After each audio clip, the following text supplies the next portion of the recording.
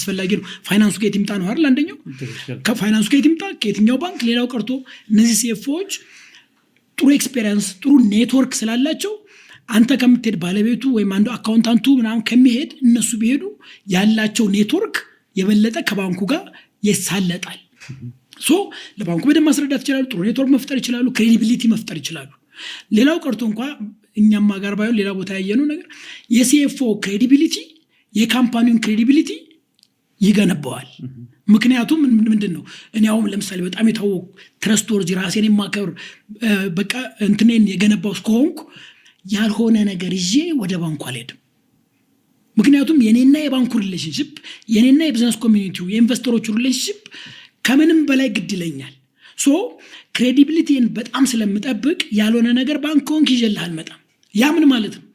እንትና ያንን ዶክመንት የኢንቨስትመንት ወይም የባንክ ብድር ዶክመንት ይዞ መጣ ማለት it's worth considering። ስለዚህ ምን ማለት ነው? የሲኤፍኦ ማንነት የሲኤፍኦ ገጽታ የሚወክለውን ካምፓኒም ገጽታ ከፍ ያደርገዋል። ምክንያቱም ያልሆነ ነገር ይዞ ስለማይመጣ